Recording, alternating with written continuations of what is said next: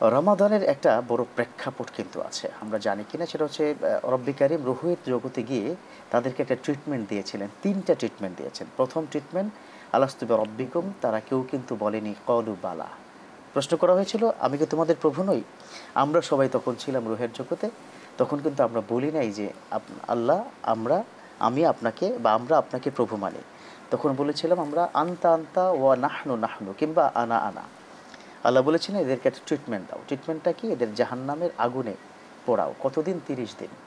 পোড়ানোর পর উঠিয়ে নিয়ে এসেছে একই প্রশ্ন, আলাস্তু বিরব্বিকুম, প্রশ্নের জবাব আন্তা আন্তা ও আনা আনা, তুমি তুমি আমি আমি। দ্বিতীয় ট্রিটমেন্ট বলছে জাহান্নামের তলদেশে বরফের মধ্যে ঢুকিয়ে দাও, সেটা ছিল 1 মাস। সেখান থেকে উঠিয়ে এনেছে একই প্রশ্নের একই রকম জবাব।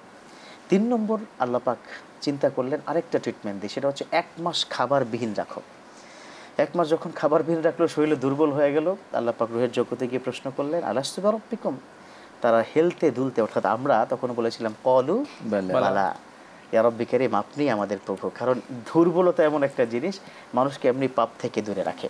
জি, এবার আপনার কাছে আমি একটু জানতে চাইব, আমরা ফজিলতটা কি পেতে পারি? গুরুত্ব তো মোটামুটি বুঝলাম, কিন্তু ফজিলতটা কি পাবো? চমৎকার একটি প্রশ্ন করেছেন। হযরত আবু হুরায়রা রাদিয়াল্লাহু তাআলা থেকে একটা হাদিস এসেছে যে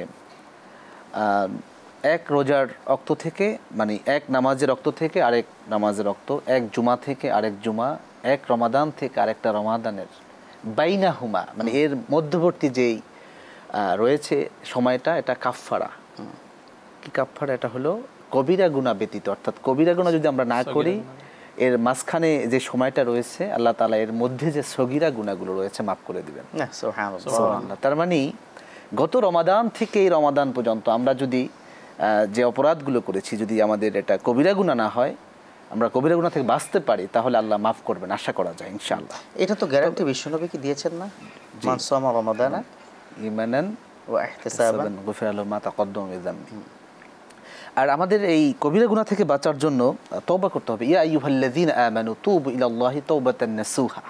আল্লাহ ঈমানদারদের ডেকে বলছেন তোমরা তওবা করো, এমন তওবা নাসুহা আর করবে না। যদি আমরা এটা রমাদানের শপথ নিতে পারি যে আমরা জীবন গুনাহমুক্ত জীবন যাপন করার চেষ্টা করব, হয়তো আল্লাহ রাব্বুল আলামিন আমাদের এটা কবুল করতে পারেন। আর ফজিলতের যে বিষয়টা বলেছেন, যে আল্লাহ রাসূল সাল্লাল্লাহু আলাইহি ওয়াসাল্লাম বলেছেন যে রোজার যে পুরস্কার আল্লাহ রাব্বুল আলামিন নিজে দিবেন। আস-সাওমুলি ওয়া আনা আজজি বি।